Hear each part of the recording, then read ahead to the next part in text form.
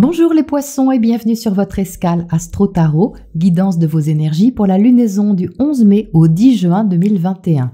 La nouvelle lune en taureau vous ouvre un nouveau cycle concernant le contact, les échanges, la compréhension, l'expression. C'est un peu une lunaison d'apprentissage pour vous les poissons avec une invitation à vous ouvrir à la nouveauté et à changer votre état d'esprit dans un sens libérateur. Votre façon d'approcher ou de comprendre une thématique peut évoluer et vous donner envie de faire des démarches dans ce sens. Le trigone à Pluton parle de projets importants, de questions de fond qui vous invitent à un mieux-être. Ça peut donc être une idée accompagnée d'actes, puisque Mars en sextile à Uranus favorisera un investissement dans ce sens qui pourrait vous rassurer.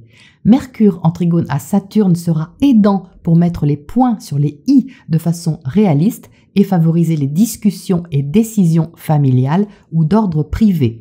Vénus, planète de l'amour, des sentiments et des valeurs, maîtrise cette lunaison. Elle se trouve dans votre secteur familial et tout ce qui représente, au sens symbolique, votre cocon protecteur, la façon de vous rassurer et prendre soin de vous et vos proches. En carré à Jupiter, vous pourriez expérimenter un besoin accru d'amour, de relations harmonieuses et de plaisir. Soit vous en demanderez plus, soit on vous en demandera plus, ça peut aller dans les deux sens. Jupiter, planète de l'expansion, va entrer dans votre signe, mais ne va pas y rester. Il vient juste tâter le terrain pendant 3 mois et vous donner un avant-goût de ce qui peut prendre de l'importance ou être plus officiel sur 2022. C'est surtout le tout début du premier décan qui peut ressentir cette influence, mais vu votre réceptivité les poissons, si vous êtes d'un autre décan, peut-être que vous sentirez intuitivement le vent commencer à tourner. Le 17 mai, le soleil sera en trigone à Pluton, très bon pour la volonté, la détermination et pour mettre en place concrètement un changement ou des démarches qui vont dans ce sens. Les 19 et 20 mai, des échanges là aussi posés peuvent concrétiser une relation, une situation, un projet qui vous tient à cœur et vous donner une bouffée d'espoir et de confiance. À partir du 22 mai, Mercure va commencer un carré à Neptune, influence qui va rester en toile de fond sur le reste du cycle lunaire. De quoi s'agit-il ? Eh bien d'une montée d'inspiration, sans aucun doute, mais aussi qui peut troubler votre discernement. Il sera plus difficile de comprendre l'autre ou de vous faire comprendre de façon purement logique. Ça passera par le ressenti, donc ne cherchez pas à tout prix des explications rationnelles car l'aspect ne facilitera pas la clarté d'esprit, mais plutôt l'apprentissage du lâcher-prise. Ça vous permettra de vous connecter à quelque chose de plus grand que vous, d'insaisissable peut-être, mais de guérissant en même temps si vous utilisez cette énergie dans le sens du bien-être et du repos mental. Si d'aventure vous ne savez plus quoi penser, eh bien laissez décanter les poissons car vous pourriez expérimenter des changements d'avis, d'idées et d'influence plus facilement, soit les vôtres, soit celles d'un partenaire. La pleine lune du 26 mai dans l'axe Gémeaux-Sagittaire sera une éclipse de lune, plus forte au niveau des effets ressentis et mettra en lumière votre secteur familial et privé. L'équilibre sera à trouver avec votre carrière ou votre façon de vous réaliser à l'extérieur. Peut-être que vous concentrer sur votre bien-être intérieur et affectif sera plus important que le reste et que vous serez invité à vous nourrir de façon plus saine. Alors pas forcément alimentaire, mais aussi au niveau mental et relationnel. Ce sera un bon moment pour faire le point sur ce qui compte vraiment pour vous, sans vous mentir et de faire ce point avec bienveillance. Mercure va ensuite rétrograder à partir du 29 mai. Il va vous inciter à revoir justement vos principes, vos idées et votre façon d'aborder la relation ou une en particulier. Est-ce que vous ne retombez pas dans d'anciens fonctionnements ? L'autre peut vous sembler un peu mystérieux ou confus. D'un autre côté, ça n'empêche pas les belles paroles, mais qu'est-ce qui est réel et qu'est-ce qui est idéalisé ? Vous pourriez être sensible aux attentions, mais gardez à l'esprit que la guérison, quelle qu'elle soit, vous appartient et ne dépend pas de l'autre. En juin, du 1er au 6, ce qui émergera en vous sera constructif et le trigone Vénus-Jupiter soufflera un vent de réconfort agréable. Ces quelques jours pourraient permettre une action plus déterminée pour aller de l'avant si vous avez bien fait la part des choses avant entre le rêve et la réalité. Voilà les poissons pour votre météo astro et on passe au tirage pour les précisions. Alors les poissons, voici votre tirage. Donc on a une énergie qui est constructive, qui est agréable et on a aussi des freins de l'autre côté. C'est toute la contradiction de cette lunaison dont on retrouve bien les aspects ici. Donc pour résumer les poissons et pour faire simple, ça va être 2 pas en avant et 1 en arrière. Et non l'inverse, sinon vous n'avanceriez pas, mais ça veut simplement dire que vous allez avancer un peu en crabe. Oui, c'est ça, avancer en crabe. Donc, vous entrez avec le 3 de Pentacle dans le tirage. Ça, c'est une énergie de terre très constructive qui correspond à cette nouvelle lune en taureau. On pose les choses, on les met en place concrètement, peut-être qu'on s'investit dedans pour faire avancer une situation. Il y a de la communication, il y a de l'expression et il y a de la mise en commun, de l'ouverture, puisqu'avec les 3, on est dans l'expression, on est dans cette énergie du Gémeaux qui aide à la sociabilité, à l'ouverture des échanges, à l'ouverture d'esprit, au relationnel et au contact. Vous êtes en dessous avec le 3 de coupe, donc ça c'est vous les poissons, une envie davantage de vous ouvrir aux autres au sens large et de trouver du plaisir aussi dans ce qui se met en place, un projet, une situation, une relation, peu importe. Donc ça part bien. Si le tirage ne comportait que ces 2 cartes, ce serait facile. Mais c'est pas si simple, vous vous en doutez. On a à côté le roi d'épée. Le roi d'épée est relié au mental, à la communication, à la réflexion et c'est le roi. Donc avec le roi d'épée, on a des certitudes, on a même des principes qui sont très fermes, des idées qui sont claires sur la situation, un angle de vue lucide et perspicace sur les choses, du discernement et de la logique. Ce roi d'épée est inversé. Ça confirme donc ce que je viens de dire avec ce carré Mercure-Neptune, c'est-à-dire que votre discernement va être un peu mis à mal sur ce cycle lunaire et vos certitudes, justement, peuvent changer. Mais ça, c'est pas forcément négatif, On peut changer de certitude pour s'ouvrir à autre chose.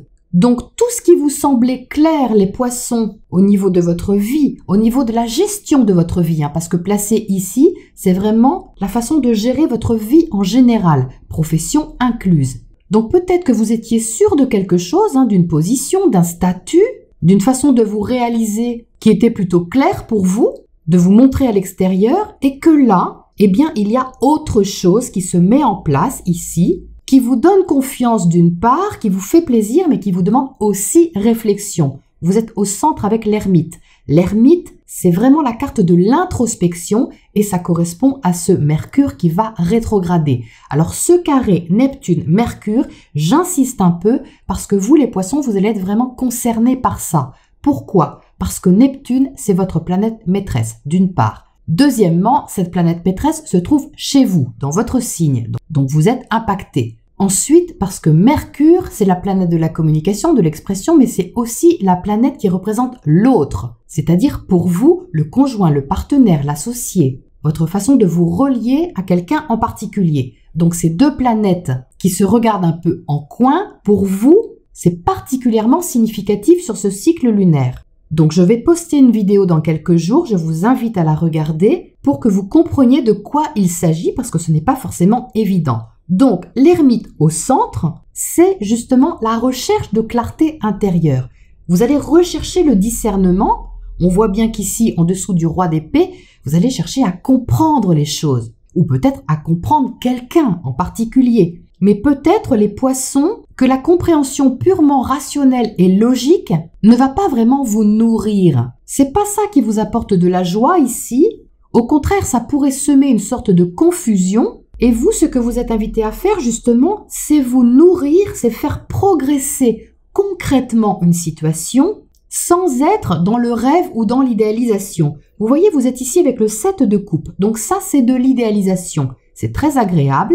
On rêve un peu éveillé, on a plein de possibilités à expérimenter, peut-être, et on ne sait pas quoi choisir ou quelle direction prendre. Donc ça peut être agréable, c'est une sensation un peu de flottement, mais comme on a le roi d'épée dans le même tirage, plus le 8 d'épée ici, je vais y venir, ça peut semer justement le trouble, la confusion, ou le manque de discernement et de recul sur la situation. Donc comme Mercure va rétrograder, il va vous inciter à revoir les choses d'une façon plus intérieure, sans vous projeter ou sans faire de projection sur l'autre ou vis-à-vis de l'autre, mais bien de vous recentrer sur ce qui vous nourrit vraiment. Le 7 de Pentacle, ici, est rassurant parce que c'est constructif. Il fait écho, vous voyez, au 3 de Pentacle. Il fait écho aussi au 4 de Pentacle. Donc, vous êtes bien guidés, les poissons, pour rester un peu centrés et dans une énergie assez terre à terre. Donc, ça, c'est bien. Même s'il y a de la réserve, de la prudence et de la réflexion, ça, c'est pas grave du moment que c'est constructif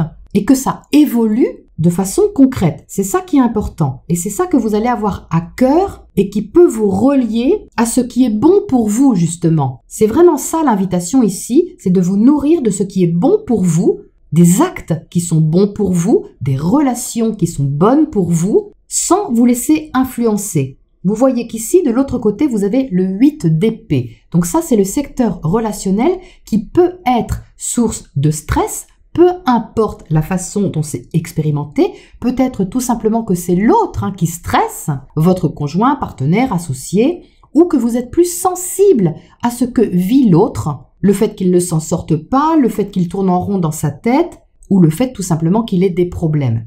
Évidemment que vous pouvez être très sensible à ça. Mais l'ermite, ici, vous demande de prendre du recul, c'est-à-dire de voir les choses avec une certaine lucidité, pour ne pas vous laisser engloutir, si vous voulez, dans les soucis de l'autre. Parce que ça viendrait polluer le 3 de coupe qui est là, tout ce que vous mettez en place de façon concrète et qui va dans le sens d'une évolution.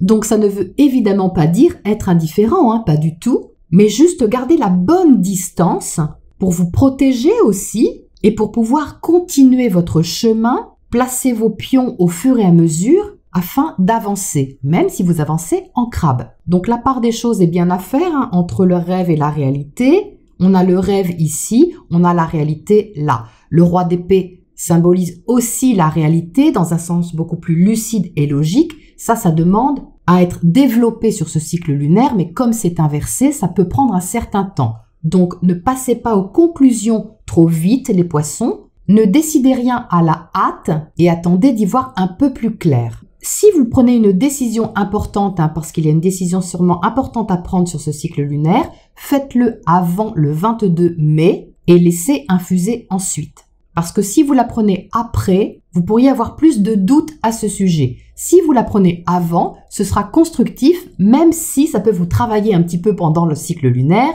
du genre, est-ce que j'ai bien fait? Est-ce que c'était le bon choix? Etc. Mais si au fond de vous, avec cet ermite, vous sentez que c'est le bon choix, que c'est le choix de la raison, parce que c'est ce qu'il faut faire dans la situation, vous serez en accord et vous pourrez être plus serein pour continuer votre avancée. On a le fou ici, donc ça c'est une énergie qui est libératrice.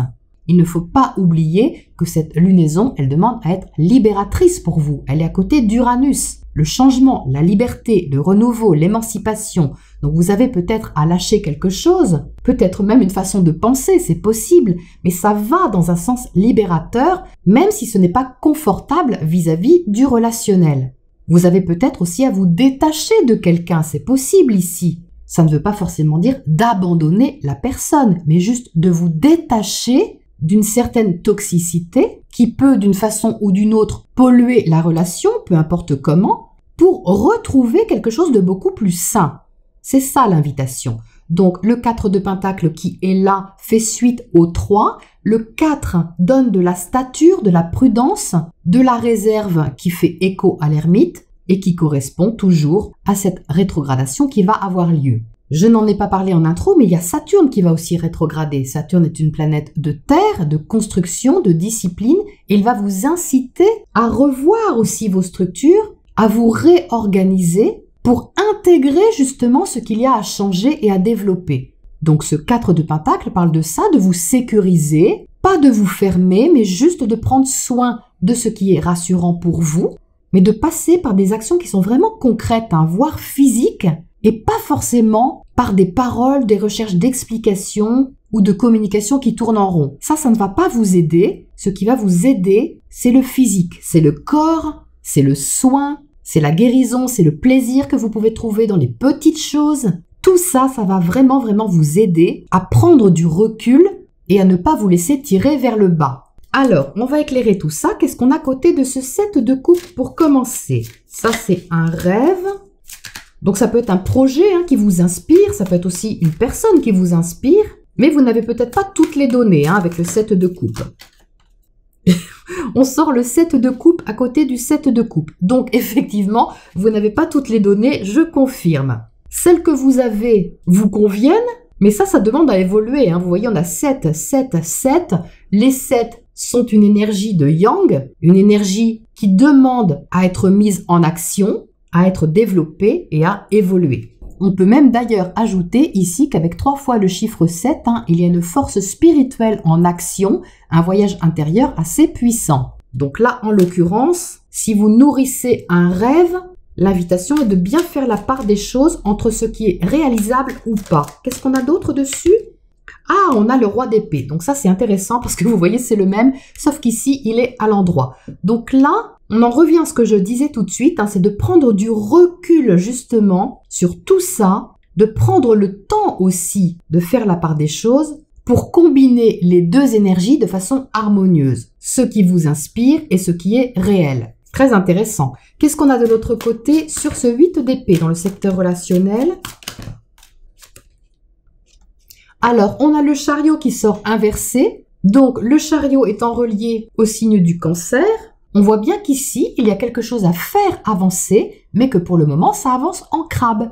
C'est une préparation en fait, les poissons. C'est-à-dire qu'ici, c'est une lunaison de prise de conscience, de préparation, mais de préparation concrète des choses pour qu'elles puissent ensuite avancer sur des bases saines. Ça parle vraiment de ça, c'est-à-dire que vous ne pouvez pas avancer avec ce 8 d'épée à côté, sinon vous voyez, ce serait sorti comme ça. Le fait qu'elle sorte inversée, c'est plutôt rassurant parce que vous avez besoin justement d'éclaircir des points importants avant de prendre ce nouveau départ ici. Et ça demande à vous libérer déjà intérieurement. Ça vous impacte personnellement. Alors, qu'est-ce qu'on a comme oracle conseil pour terminer là-dessus, les poissons? On a rien ne vaut son chez-soi. Oui, ça rejoint bien le fait de prendre soin de vous sur ce cycle lunaire pour pouvoir aussi être plus efficace vis-à-vis de l'autre. Ça parle ici de prendre soin de ce qui se passe en vous. Qu'est-ce qui vous rassure? Qu'est-ce qui vous nourrit? Qu'est-ce qui vous fait du bien? Comme je le disais, ça peut être des petites choses si vous êtes trop sensible à ce que vit l'autre ou à ce que le relationnel suscite en vous.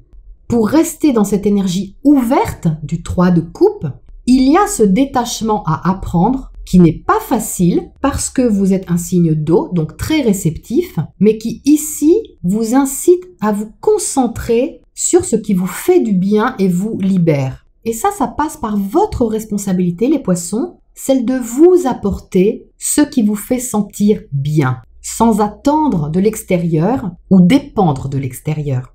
Donc, chouchoutez-vous, les poissons, prenez soin de matérialiser vos rêves ou votre rêve en étant bien centré et concentré sur ce que vous pouvez faire dans la matière, dans un périmètre très proche, sans vous projeter trop loin, parce que tout simplement, vous êtes dans cette phase de préparation intérieure qui est nécessaire pour mieux avancer ensuite. Voilà les poissons pour votre cycle lunaire, je vous retrouve bientôt pour la prochaine escale.